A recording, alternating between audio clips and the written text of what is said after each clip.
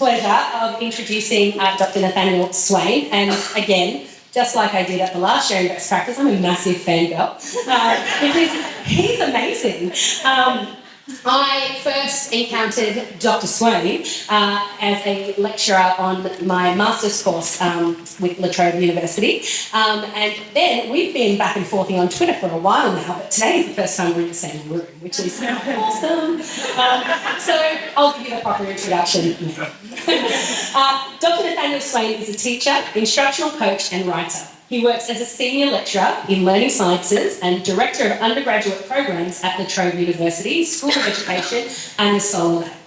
Nathaniel has taught a range of learners in primary school settings and has a background in speech-language pathology. In 2019, Nathaniel founded a community of educators committed to the science of learning. Now a registered charity, Think Forward Educators has grown to over 20,000 members. Dr. Swain is a regular speaker and guest on educational circuits and has a new book soon to be released in 2024 entitled Harnessing the Science of Learning, Success Stories to Kickstart Your School Improvement. Nathaniel has travelled all the way from Victoria today to be with us, so we are very, very grateful that you have chosen to come and spend your Saturday and your weekend up in New South Wales with us. So welcome, come on up.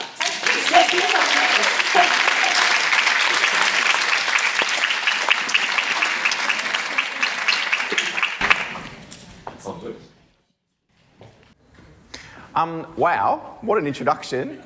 I feel very humbled, and to be honest, I'm pinching myself because if you told me 3 or 4 years ago that I'd be standing here with a group of people excited and enthralled about the science of learning and what it can do for their teaching, and that one of the fathers of science of learning, including cognitive load theory, John Sweller, was going to be there watching, I would say, no, that's never going to happen. So look, here I am in a dream sort of state. I'm thrilled to be here with you, and I hope that the next hour or so we can really get into some exciting aspects. I want to tell you about a little bit about the book, and if you do want to hear about when that's coming out, it's looking at August, September or thereabouts.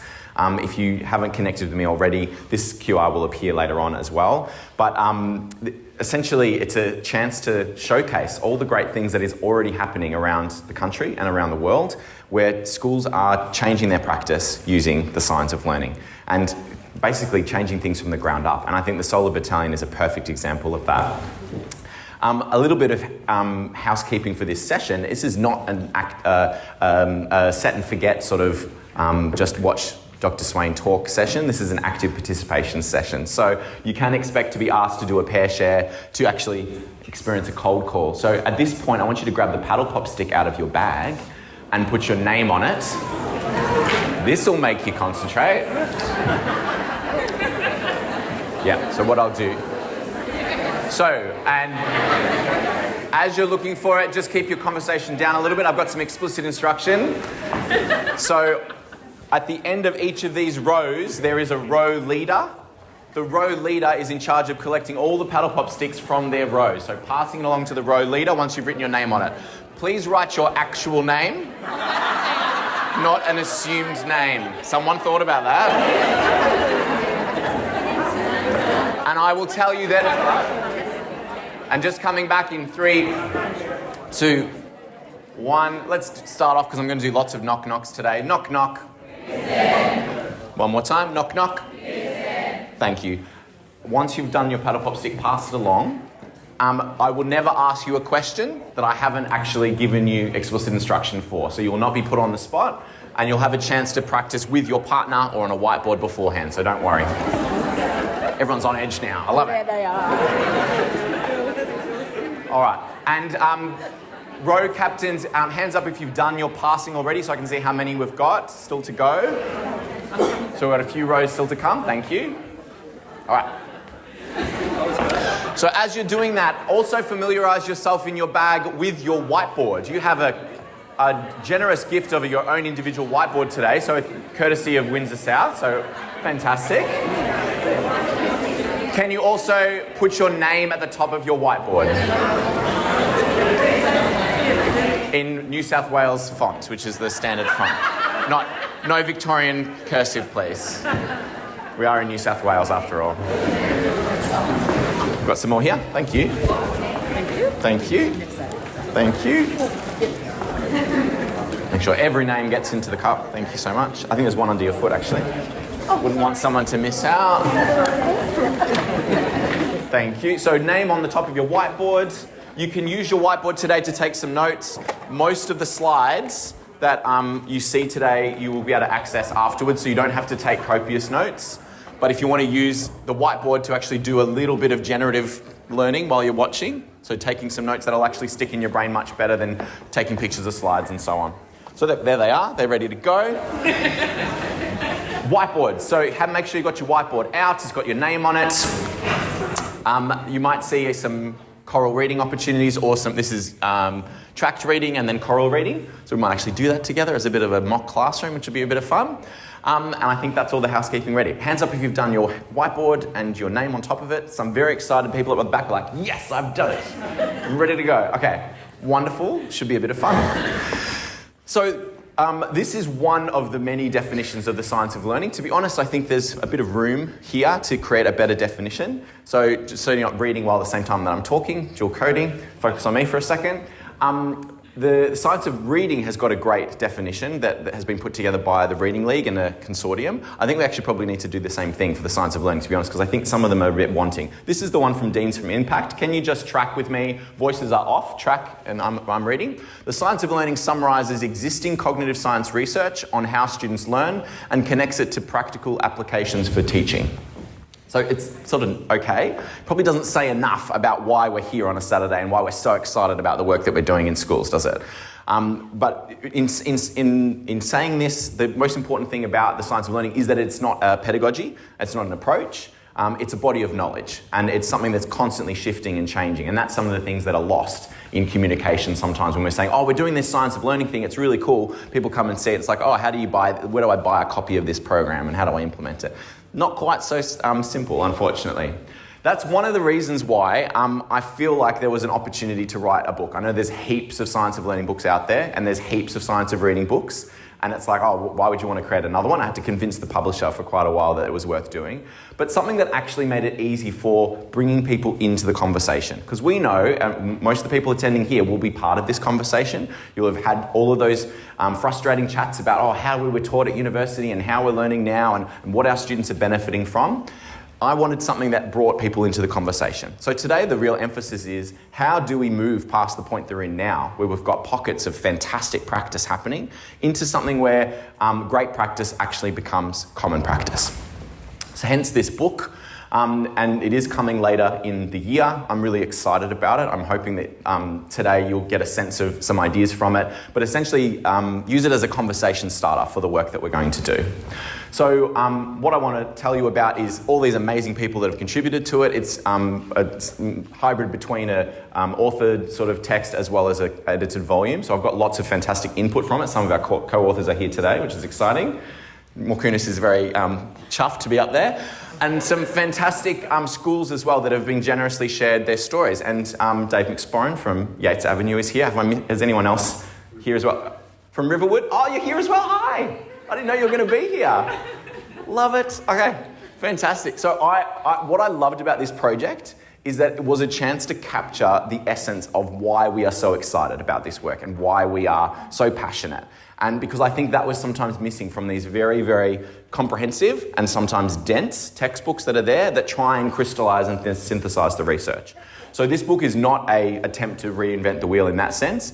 It's a chance to really have the conversation and to say why it is so important and to go beyond the media headlines that say, oh, teachers don't know how to teach or kids aren't learning how to read, and move to, like, as teachers, there's a body of knowledge that could make our practice so much better, and that's something to get really excited about. So, why this approach, and I guess what's the message of today, is that it's actually stories that change people's lives. It's not necessarily data as much as Dave Morkunis or John Sweller would like it to be. The data doesn't change people's lives in the same way that stories do, and that's because of the evolutionary potential of stories. So our brains do not make... Actually, let's read with me. Can you read aloud for me for a bit of fun? Here we go. Our brains do not make much of a distinction between reading about an experience and encountering it in real life.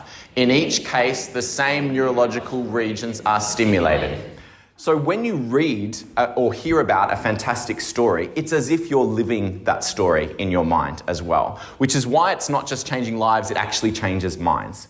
When you get into the crux of something, an experience, a truly relatable and empathy-building sort of story, you actually start to imagine what it's like to be that person in that story, which is why I think I'm onto something trying to share these stories with people. And just like Think Forward Educators has tried to share amazing stories, and that's really how this project came about, is sharing amazing stories from schools and principals. We essentially trying to share the story of how can schools best harness the science of learning to improve their practice. So to tell you a little snapshot of what I think are some of the takeaways from this work and these amazing, generous offerings and sharings of stories that I've had from these schools, I'm so chuffed that 2 of them are here. I'm going to put into 3 volumes for you today. And the 3 volumes are so-called the Edu-renaissance, wicked challenges. I was going to put wicked problems because I'm like, but wicked problems sounds so nasty. Like, let's go like wicked, like, you know, it's wicked challenges. Yeah, like we can do it. We can do a wicked challenge because we're really up for it. And then I've got my last sort of caveat sort of volume around walking with purpose on this thing. And I loved that introduction about the story of the Solar Battalion tops. And it just really echoed the fact that this is, you know, for want of a better word, a journey. Anne Davis doesn't like the word journey. But it is a journey. It's something that we're walking on together, and it's not a linear path necessarily. There's lots of twists and turns, and just like any great story, there's ups and downs as well. So let's start with Edu-renaissance, as I've called it. There is some really amazing stuff happening in our practice right now in schools, not just in Australia, in the UK, in the US, in the English-speaking world, in other parts of the world as well. The things that are happening in practice, there's things that are happening in policy. Finally, there is movement in policy, and there's a sense of harmonisation between all the efforts that are undergoing. We've got great representatives from groups like Aero here today, for example, who can share some of that excitement. And there is an exciting sense of a movement, that we actually have a shared vision and a shared excitement about this work. So I want to share just a brief excerpt from one of the stories in the book. And this is featured in chapter 1, Churchill Primary. If you haven't heard Jackie Burrows and her story from Churchill, this is your first introduction to it. But I'm literally going to read some of the story because it's just so compelling. And I hope that's okay if you just have a moment. If you want to close your eyes and do whatever, listen to my mellifluous voice, you're more than welcome to. Churchill Primary is a 200-student public school situated 2 hours southwest of Melbourne in the Latrobe Valley, the former home of the state of Victoria's coal-fired power stations. The school has typically served a strong working-class student group with up to 2/3 in the bottom quartile for socio-educational advantage. When current principal Jackie Burrows worked as Churchill's head of student wellbeing, she expected to use much of a day facilitating 5 or 6 restorative conversations with students who would spend more time in the corridor outside her office than in class. Not through a lack of trying. Churchill had spent considerable energy implementing PBS, positive behaviour support, and was considered a leading school in tiered intervention for behaviour. Despite this, teachers needed to steel themselves daily for the seemingly inevitable kicking, punching, or swearing from the 5 to 12-year-old students. On the academic front, Churchill had core groups of students in every grade without functional literacy skills. With the recent national testing in 2016 to 17, when this story begins, revealing up to 2/3 without basic reading skills. One particular boy, Jason, would voluntarily escort himself to Jackie's office every day to avoid reading time. He explained that sitting in class would be so frustrating that spending 50 minutes at the top of the basketball ring or in Jackie's office was a much better use of time. After all, he couldn't read. He asked legitimately what was the point. Jason's teachers, like all at Churchill, had nothing but passion for and belief in their students and were committed to helping all of them with the best that they could. Churchill's practice mimicked a lot of the practice that we see in schools around the country. Readers and Writers Workshop, benchmarking assessments, levelled readers, guided reading groups, and all sort of under the banner of balanced literacy. Despite this, the staff were not seeing gains in the reading outcomes that they had hoped for. These troubles extended to both behaviour and learning, and the students that had the most concerning behaviours were also nearly always the ones most affected by literacy and numeracy difficulties. Jackie recalls a morning that was emblematic of the challenge that Churchill had at the time. She and a visiting psychologist were supporting a second-year teacher to organise her class of students for the second session of the day. Whilst the teacher repeatedly tried to refocus her group in front of the room, one student began marching the full length of the classroom on his knees, thrilled with stealing every other student's attention away from the teachers. With 4 adults in the room, each were attempting to coax the children out of under the tables, back onto the mat, a crawling boy from his knees back to a seated position, and a thought struck this new principal, Jackie. This is a bloody circus. Quote unquote, straight from her. And the book goes into the further detail on what happened next, but just to give you the highlights, it was only by chance that Jackie actually found that there could be a different way.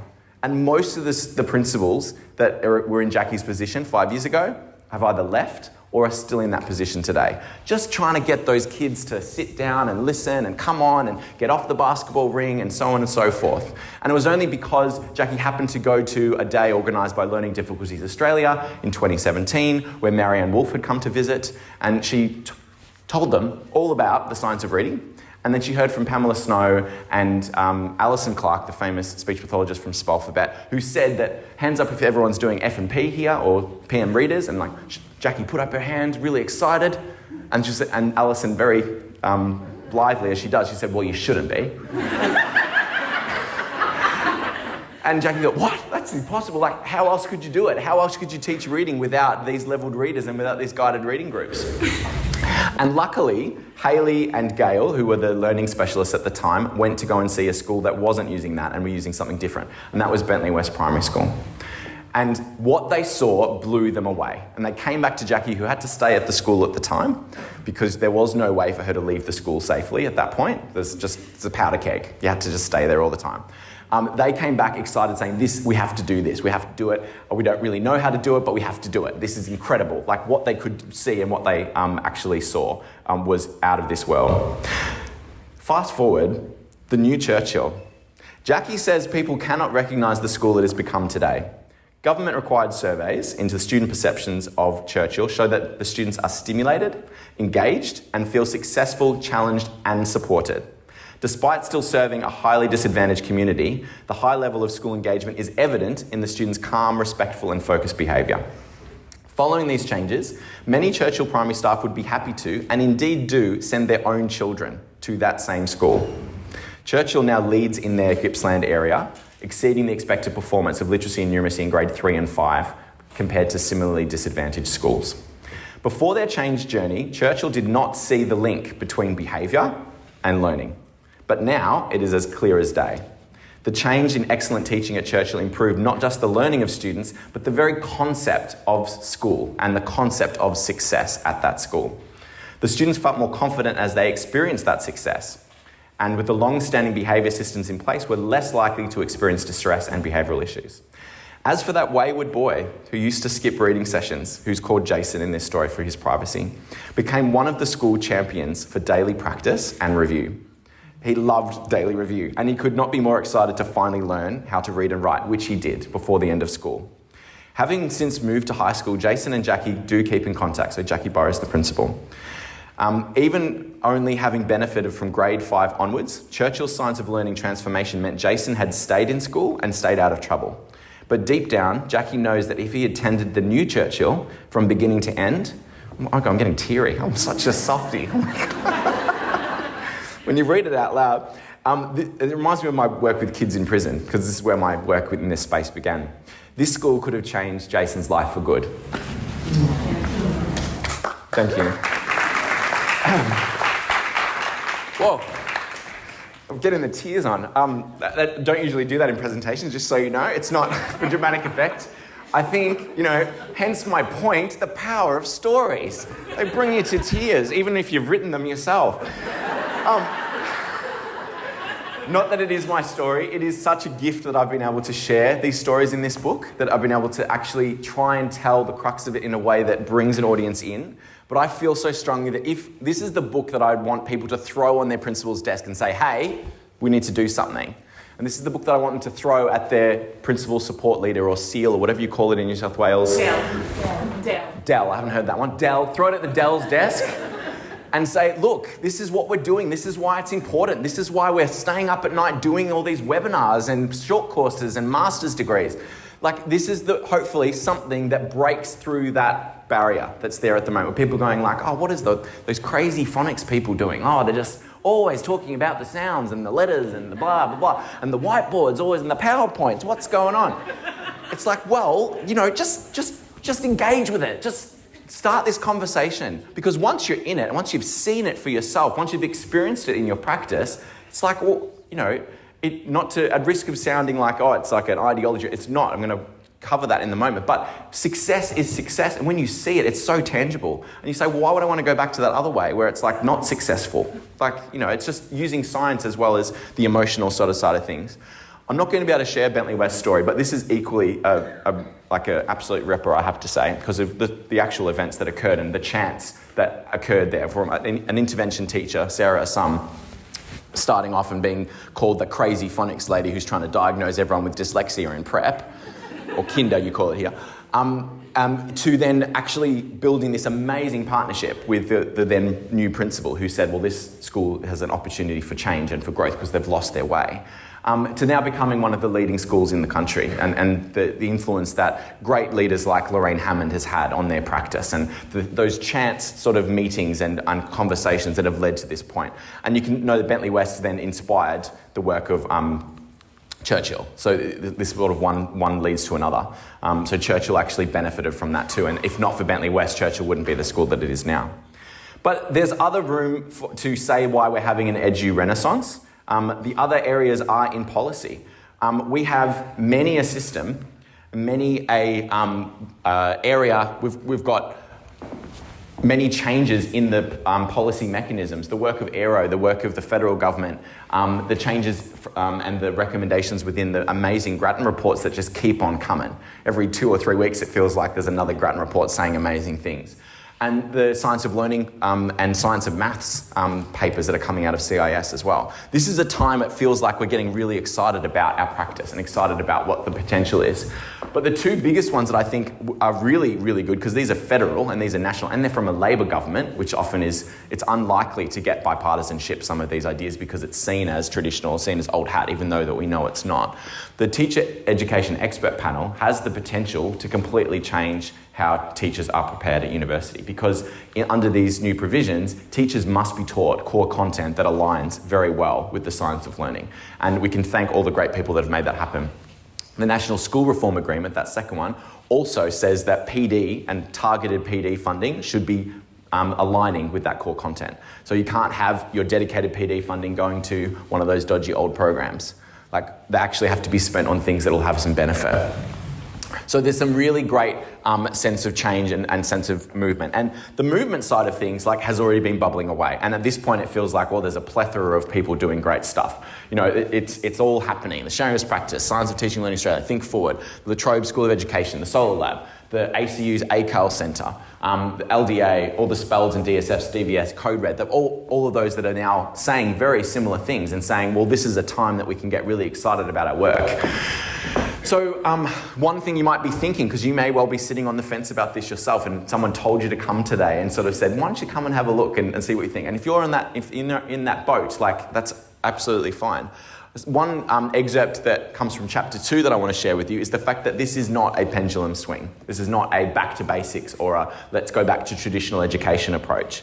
In fact, there are many aspects that add together to create a comprehensive picture of learning and education. And as has been prominent in the past 40 years, teachers today are used to hearing about affective, so with an A, like emotional, sociocultural, and aesthetic aspects of learning as the forgotten pieces. They're like, oh yeah, we need to make sure those bits are there. Ironically, those discussions about all those extra parts have neglected the cognitive aspects of learning. And as a result, we've often been prepared as teachers to not really know how cognition and learning actually happens. It happens because you're in an environment and you sort of feel good and magically it's going to work. And that's the tools that a lot of our practice has been led by. So that role of the cognition and learning has taken a back seat in these discussions of 21st century education.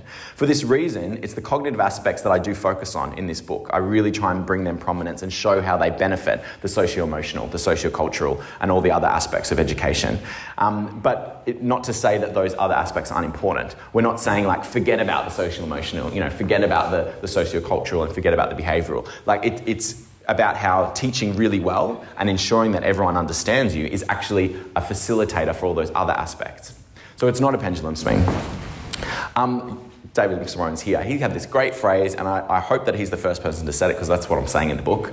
But teachers at Yates Avenue, I've tried to look it up and I haven't found it anywhere else, so I've done my due diligence hopefully, but someone correct me if I'm wrong. Teachers at Yates Avenue have described the change in their practice and their awareness of teaching and instruction as getting their profession back, as they unfalteringly pursue best practice for every teacher for the benefit of every student. Teachers at Yates Avenue, just like all the schools that I feature in the book, can get really good at teaching now. They can actually focus on becoming great instructors, not just observing or facilitating learning from the side.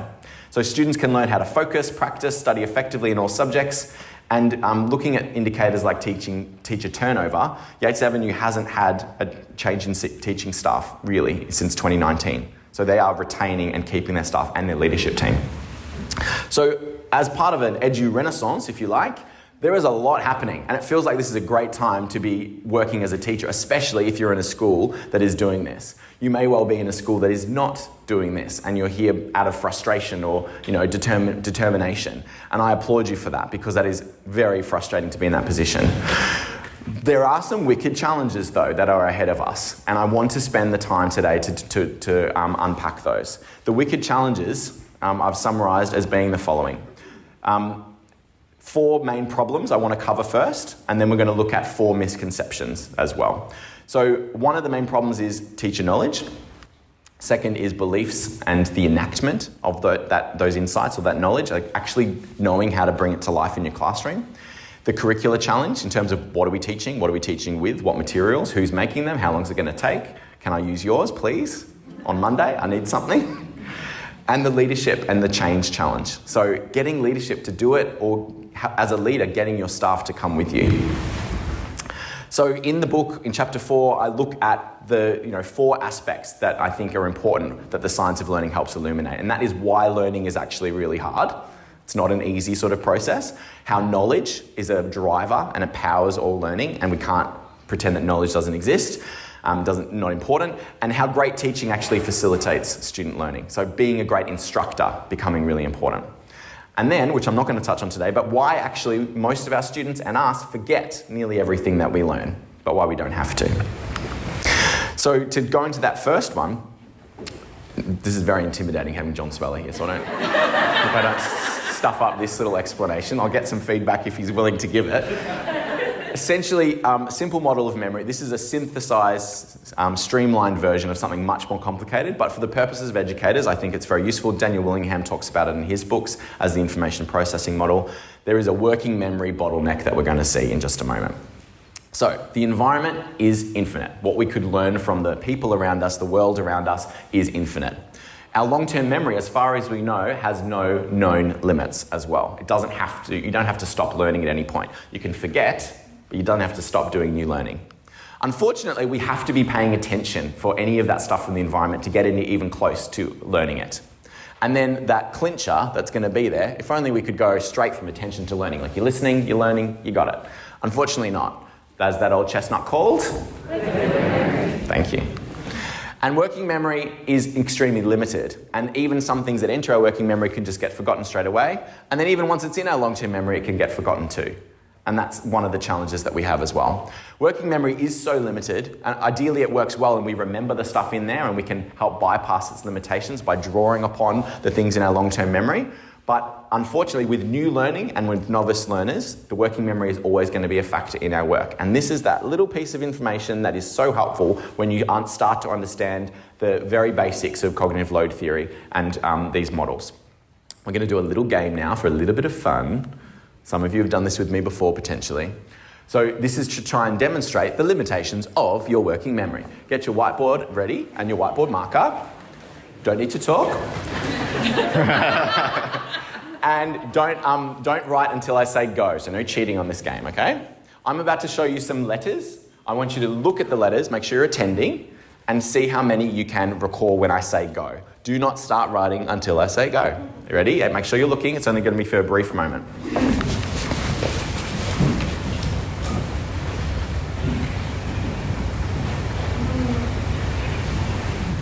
Go.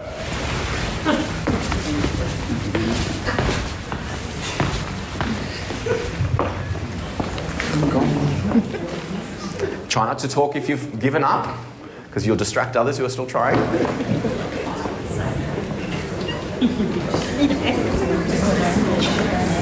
Surely there's an algorithm for that one.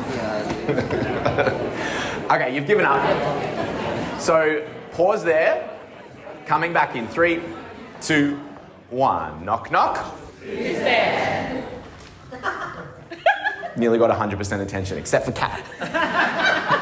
Too funny. So give yourself a tick for each individual letter you've got correct. I'm going to call them out so you can tick as I call. Ready? A, B, M, W, Q, L, D, N, B, N, C, triple N. You've done this a few times before, Kat, as well. You should be good at this one. B, C, N, Y, C. An individual tick for individual letters. If you've moved some of them around, you don't really get the point, sorry. So it has to be in that order. I'll give you some, if that chunk is in the right order, you can give yourself that chunk, okay? But individual letters in the correct order. Write the number of ticks you've got. I just did a 9 backwards for you. That was a bit confusing. Yeah. You might have had 9, you might have had 1. That's okay. It's not for anyone else to see. That's for you. You don't have to look at anyone else's work. And then rub out your letters. Keep the number, rub out the letters. Okay? I didn't say chin at Morkunis, just wait. So, we're not chinning this one, don't worry. So, hands up if you got at least 2 letters correct. Hands up proudly. At least 2. Some people aren't listening. Thank you. At least 3. Keep your hand up. At least 4. At least 5. At least 6. At least 7. At least 8. At least 9. Had a big drop off at 5 or 6 and 7. At least 10. 11. 12. You know the trick for this one? Yeah, he knows the trick. That's not fair. And what am I up to? 13? 14? 15? No, okay. So, big drop off. Did you get right to the end? 16. Oh, wow. Proudly said. Very good. Elite working memory territory, okay? I'm going to give you the same task again, the same letters in the same order. I promise you, you'll get a higher score. Are you ready? Make sure your letters are not there. Ready to go. Make sure you've got space on your whiteboard. No talking as you see them.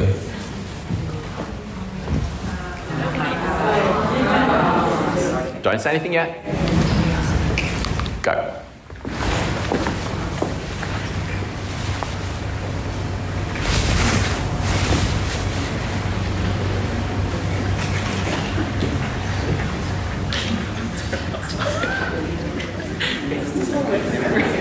Some people giving up because they're talking. Distracting their peers. All right, see what you remember. Say that's the end. If you haven't finished it, that's too bad. Can you give yourself a tick for each individual letter? Same as before. Individual letter you got correct. So it's a BMW, Queensland, the National Broadband Network, 2 cable news stations, CNN, NBC, and New York City. Each individual letter, number at the top, same as before. And hands up when you've got your number on your whiteboard. Hands up when number's on. Some people still thinking, talking. Yeah. Okay. And ready to put your hands down. Hands up if you've got at least 2 this time. And watch around the room as the hands go down. At least 3. At least 4, at least 5, no drop off. At least 6, at least 7, no drop off. At least 8, at least 9, at least 10, 11, 12, 13, 14, 15, 16, 17. Is that the total? 18, 19. Oh, did anyone get full marks? Yeah. For people who didn't get full marks, was there any acronyms here that you didn't, or initialisms, I should say, that you didn't recognise? Yeah, which ones? CNN, and some people might not have known NBC. If you didn't have that in your long-term memory, that trick didn't work for you. Turn and talk to your partner. Someone's going to be partner A, someone's going to be partner B. Find your partners. What do you think went on there? Why was the second version easier? And why did it matter if you knew those initials? Off you go. How did you go?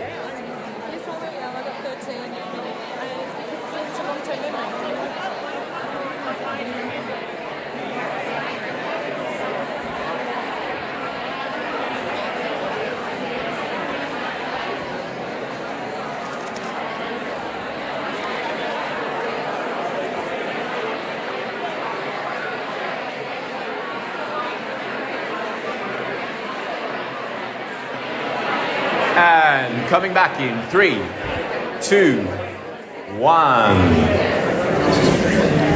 I'm repeating the question before I say anyone's name. Anyone could be called. So there's a little extra practice because this might be you and you might be feeling a bit nervous. That's okay. Here's how to make yourself feel a bit better. The prompt is, why was the second version of the task easier? And you can say what your partner said if you want to. Just have a very mini pair share one more time to rehearse your answer, and then you'll definitely be sure what to do.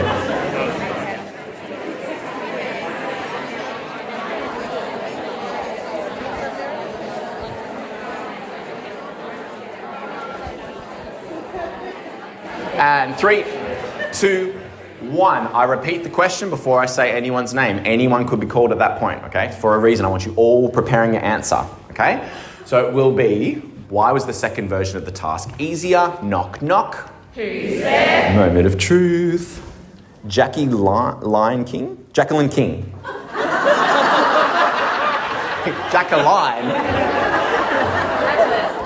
Sorry, Jacqueline. I read it as Jacqueline. I don't know why. So the second time was easier because it was a repeated activity, so it was a second exposure to the task. They were broken up into chunks, which made it easier for us to read the letters. And also, if we had the initialisms in our long-term memory, then we were able to recall that information to help us make the connections and recall the letters. Amazing answer. Can we give Jacqueline a big clap? Can we build upon that now? Because there's just a few nuances that I want to add to that. If you've got some nuances, we might hear them. So the question was, what else can we say about why that task was better using what we've learnt about the information processing model and or cognitive load theory? See if we get the answers right, because John Swellow's here. So I'll say that one more time because it could be anyone. What else can we say about why that task was better? Knock, knock. Yeah. Mel Seiki. Over there. Thanks, Mel. Thank you. And the neural pathways have already been formed and it's been stored back into your long-term memory. Yeah, and the neural pathways for those initialisms? Yes. Yeah, so you don't see them as individual letters anymore. You just see them as a meaningful... Yeah, you see them as something that's already in your long-term. Excellent, yeah. And bring it forward. And you just bring it into your working memory to then do something with it. Yeah. Love it. So I'll hear from one more person now with no warning. Knock, knock. Who's there? Go from this other cup. My neglected cup. Kirsty. Kirsty with no last name. Yes, Kirsty, welcome. I don't have anything to add. But I would have just said the same thing of you're drawing on your long-term memory. Yeah. Yeah, pulling that. I think we're getting to saturation point, aren't we, Kirsty? Yeah. Did anyone else wanted to add anything? This is when I'm actually going to do hands up. Oh, Sarah, maybe? Yeah, Sarah's right there. I was just going to say each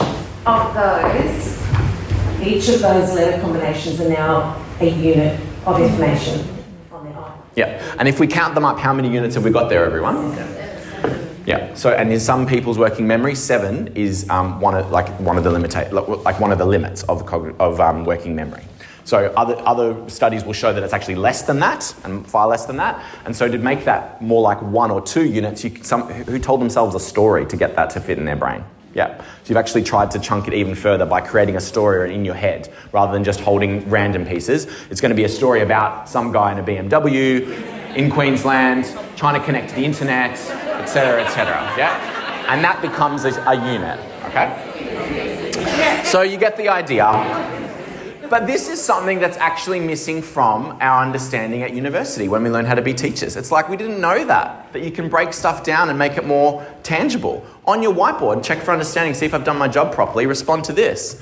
Working memory most resembles, read with me, A, a toolbox with many different tools. B, a workspace that's constantly being cleared. C, a tape recorder you can play back anytime. That sounds nice. And a series of photographs you can look at over and over. A, B, C, D are on your whiteboard. 5 seconds, here you go. Big letters so I can see it when you chin it.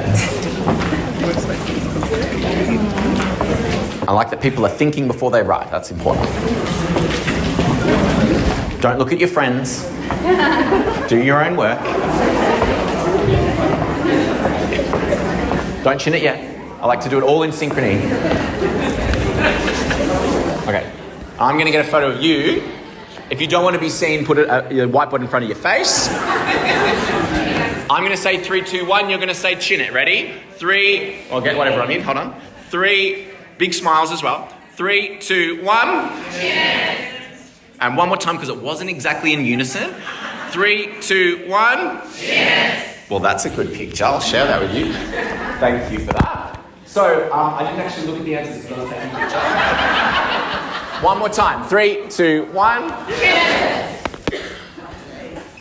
And it's very easy to scan 25 or 26 or even 30, but this number is a little bit trickier. But some people did really big letters. Most of you got B. It's B because it's a workspace that is constantly being cleared. If you didn't get B, let me explain why it's not the others. The toolbox would much more be like long-term memory. So things that you know already that you can draw upon that can bypass some of those limitations of working memory. The tape recorder, we wish. It's more like a tape recorder with a pair of scissors where someone's like, every few words or sentences goes... So you can play back that little segment, but eventually it just gets all snipped off, okay? So it's not really like a tape recorder, and it's not like a series of photographs. That's much more, if you have a photographic memory, which is probably not even really a thing, you might be able to recall vivid images, but that's your long-term memory. It's not your working memory at all, so that's another confusing one. So, that's why learning is hard. It's just a tiny little segment. There's more information about that, obviously, out there. There's great books for you to read. There's a synthesized version in this particular book. I want to talk to you now about why knowledge is one of those forgotten pieces and why knowledge is powering all learning. One of the greatest distinctions, I think, which is really useful, that John Sweller's work has given prominence to, coming from Geary's work as well, is that biologically primary knowledge is one kind of knowledge, and that's basic universally acquired information from acculturation and interaction, and it serves as fundamental precursors to academic learning. So the kinds of knowledge that you lay down through socialization in the early years and continuing into your life. And if you never went to school, you'd get a whole lot of biologically primary knowledge. You just soak that up all day, all your life. Biologically secondary knowledge is not learnt naturally. It's relatively recent in our evolutionary history, hence the evolutionary psychology. It's acquired through deliberate instruction and explicit learning. And guess what? It's the kind that we want to teach in school. You can still discover it for yourself, but it's going to take a long time. The Greeks took, millennia to figure out the insights about mathematics that we now use and take for granted today. So why would you let a child play with triangles for all afternoon, hoping that they come up with Pythagoras' theorem? It's just not going to happen. Yeah? Our knowledge and our understanding are built upon the shoulders as giants, as the famous phrase says. So biologically secondary knowledge, as is explained beautifully in this paper by Sweller et al., it can be acquired through borrowing and reorganizing. So humans are very good at actually learning from one another. So you know that feeling when you're sitting in a lecture and the person's being like, oh, you could do this and this is a nice idea and what about that? And you just think in your head, just tell me. Just tell me what it is. Just tell me what to do. Just tell me. Because I can learn if you just tell me what it is. Don't give me these vague recollections, just someone tell me explicitly. So we can borrow the ideas that we hear and we reorganize them and repurpose them in our own mental models or our schemata. As a result, we're standing on the shoulders of giants. We could also get biologically secondary knowledge through trial and error. That is possible. That's how we've accumulated this incredible knowledge that we have from millennia of human civilizations all around the world. Humans can also learn through trial and error. We can keep trying something through exploration and use of that new logic. This can take a really long time though. So here's a little overview for how we can actually bypass those working memory limitations. So biologically secondary knowledge should actually be taught explicitly because working memory is overloaded by novel information. It's like, whoa, just like you had in that task before. It's like, oh, this new stuff, you've lost me. It's all letters and numbers to me. Yeah? when we move those into the working memory, we can actually easily forget them because it's like, that didn't mean anything to me. I've lost it. There's too many items there. I remembered one letter or two letters, basically. New learning needs to actually be organised by the instructor or for the learner in order to reduce cognitive load. We've evolved to learn directly from other people, say a teacher, for example, or a parent or a caregiver or anyone else we're listening to or following. An Instagram influencer, hopefully not. We've evolved to learn directly from other people via that borrowing and reorganising principle. So they actually explain something to us that makes sense and is easy to understand. Learners can then generate information by themselves using trial and error, but borrowing and reorganising is much faster and it's much more reliable as well. It's like, oh, I'll just borrow that and put that in my long-term memory. Now I actually know it. So then when I look at the same task again, suddenly I have a schema and I can use that in my working memory to then solve a particular problem. And I can see things that I couldn't see before on that same task because I've got something to use from my working memory and bypass my working memory limitations. It's not 16 items like it was before. Now it's just 4 items that I'm thinking about. Therefore, such knowledge should be taught explicitly and to build up our long-term memory to solve new problems in the future, which is why when you say like, oh, basic facts and dates and numbers and information and data, that can all be Googled. You don't need to learn that. There couldn't be a more untrue notion that is out there in the world today. And as teachers, we need to be aware of it so that we're not saying, oh yeah, knowledge and stuff they can develop later. I'm going to do critical thinking. I'm going to do creativity and collaboration and the 5 C's. And, you know, the other C word that we want to say when we're trying to make that learning to work. Doesn't work. Because if you don't have the long-term memory, all that information in your long-term memory, you're never going to suddenly figure all that out by at the same time trying to be creative and collaborative and critical. So that is a really big problem. So how great teaching facilitates student learning is that next section that I go into in this particular chapter. And it's saying, well, now that we know that about the importance of knowledge and the limitations of working memory, what can we do to actually be great teachers? How can we do it best?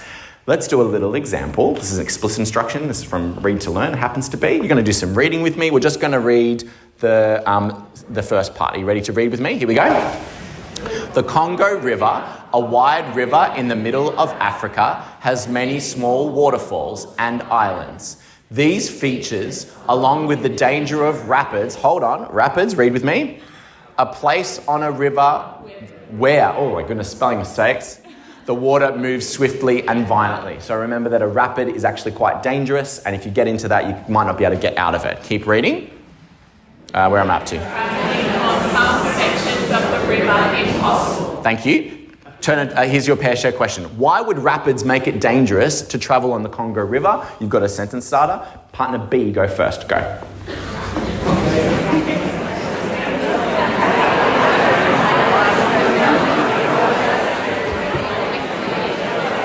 Is it Justin? Yeah. Nice to meet you, Justin. Yeah, finally. Yeah. Been watching your work for a long time. Oh, so it's exactly the same. It's good to finally meet people. Yeah, it's wonderful. Yeah, thanks for. Yeah, I'd love to. Yeah.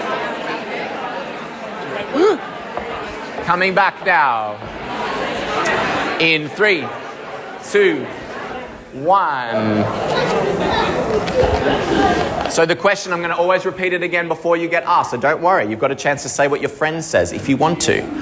Why would rapids make it dangerous to travel on the Congo River? Using the sentence frame, knock, knock. Who's there? I can't read that. That person's very lucky. Christine Wren. Hi, Christine.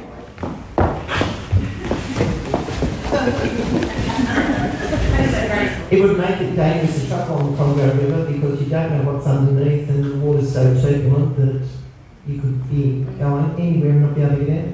Love it. So, Christine, you've actually used some prior knowledge there to supplement what's in the text, which is so beautiful, which is why when you teach explicitly, it's not like everyone has to end up in the same spot or come to the text at the same point. If you've never heard about rapids or rivers before, you're going to give a more basic answer. But Christine's there has actually given us something much more full and enriched the discussion, which is why I love not always just doing hands up. Like we actually use random volunteers so that we can get a range of answers. Big clap for Christine. That's all we've got time for.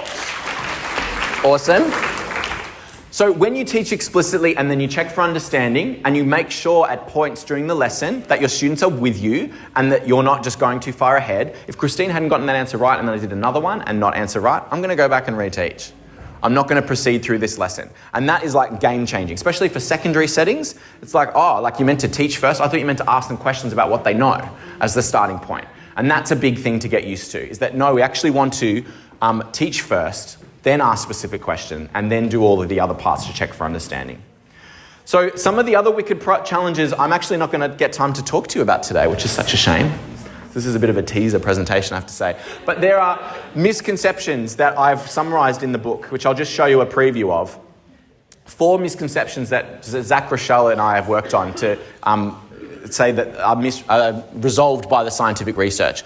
This first misconception: students will learn best when provided with a stimulating environment. Yeah, you just make the environment beautiful and attractive and they'll magically learn. Being a guide on the side or risk interfering with learning. This is a really pervasive idea. It's like, why are you standing up and teaching them? That's awful. That's mean to children. Let them be the teacher. Really pervasive idea.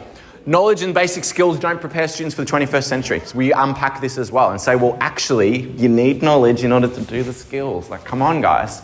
And then every child learns differently, so we must teach in differentiated groups. I'm just going to go to that one. Oh, yeah. That's a big one. Here we go.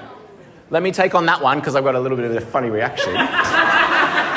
We handle this in the discussion, and I have to say, I feel like I'm pinching myself again, but John Sweller's actually read this draft of the book, and he's even written a quote about it. And it's like, if I've got John Sweller's little stamp of like, I quite like this, I feel like I'm onto something. So, guided reading, a great example of this. Cornerstone of balanced literacy, differentiated groups. You can't possibly teach comprehension strategies to students at the same time in one lesson. Not possible. That's what they say. So what we know from research is that actually whole class explicit instruction with checking for understanding is very effective. And as the teacher, you know what your students are doing and thinking because you've got whiteboards, you've got pair shares, you've got cold calls. You aren't letting them struggle, and you're going to those students who need you more often. The students who don't need you as much, you might place them strategically so that they actually can challenge themselves. We also know the points of contention here is that guided reading is seen as like this special thing that you can never disrupt. Don't take away my guided reading groups. And there's stories in the book about this, about what that was like to feel like the guided reading groups were going. That was a big thing. And the idea that whole class apparently ignores the individuality of students. And I have to say that ideally you could teach a student just one-on-one. Easy. You can really focus and get really targeted. We don't live in that world. We live in a world where actually there's benefits to being part of a learning community, and then we've got economic imperatives as well. We can't afford to have one teacher per child, like ridiculous. No, we can barely get teachers to teach a class of 25, let alone a class of 1. So the pseudoscience is that there's actually pervasive ideas out there saying that when we teach in a whole class, we have to actually break things up every 5 or 10 minutes because they can't concentrate for longer than 5 or 10 minutes. And that's also shown to be untrue. And just in the interest of getting a Bart Simpson gif, I'm just going to go through this. The idea I want to point out here, Dave Mulkunis' favourite bit, is that when we have them in these lower groups and we have them at lower text and we go at a slower pace, those kids are never going to catch up. It's like Bart Simpson says in this remedial English class when they change cities in one episode of The Simpsons. Hands up if this reference is going to work on you. Oh, thank you. My undergrads don't even watch The Simpsons. Like, come on, guys. And he says, like, so we're going to catch up by going slower?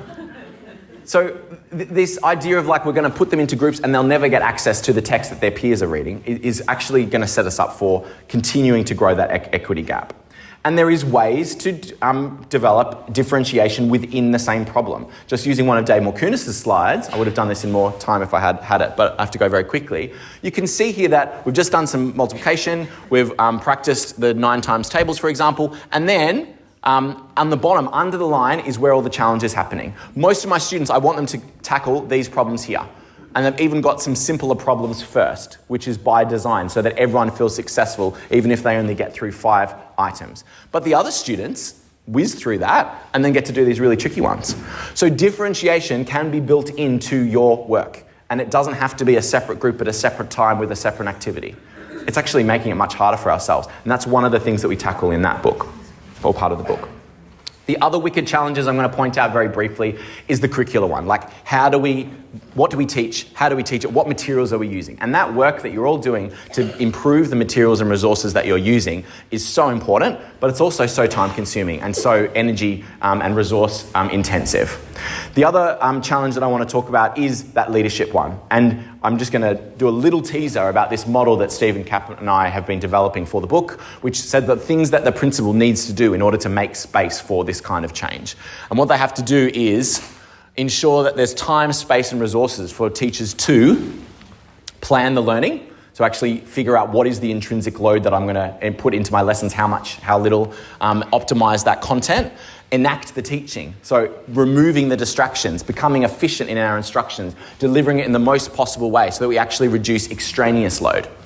And then on the other side of the model, simultaneously, the principal needs to reshape their school structures so that they can build the space for the change. They have to make it easy for us to change and get rid of these barriers. Make change processes smooth, professional learning, leadership development, student support, response to intervention and MTSS. All of those things need to come together and the principal needs to help make that happen. And then the principal needs to protect and promote the work.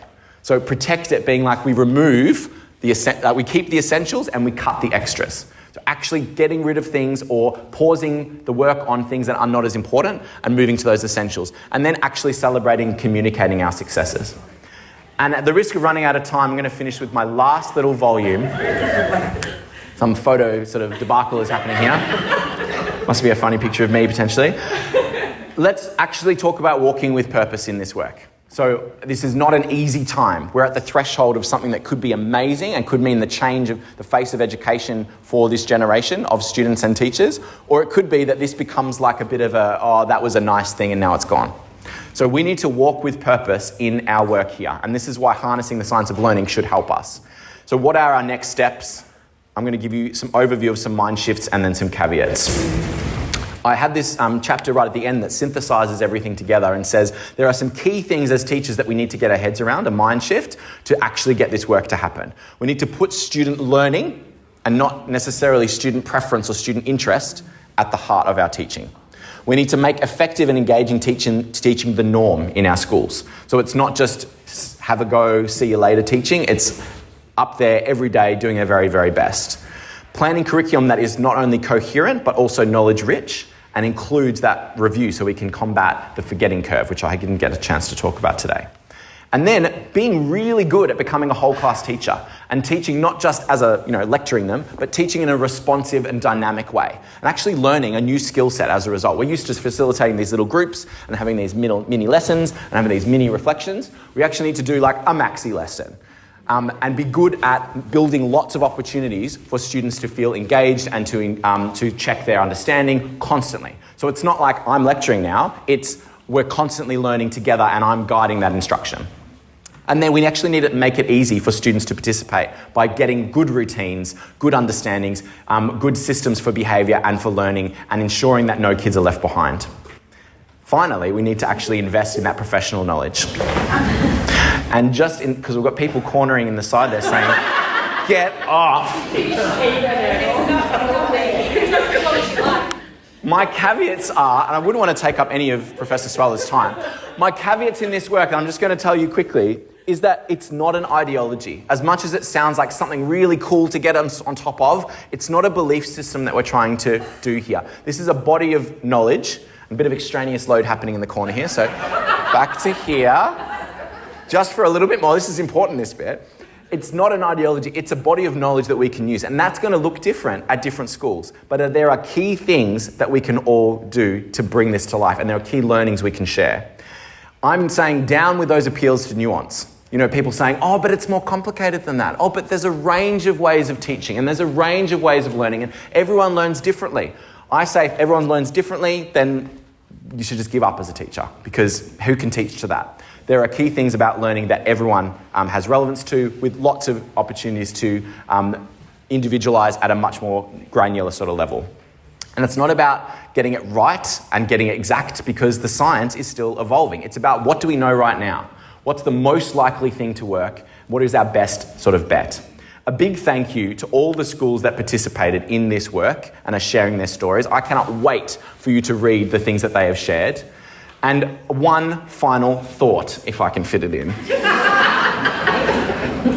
need one of those pops. You need to pull me off like that. We need it. So I'll say it like this. It is infinitely easier to stay doing the same old things or to settle for very superficial changes.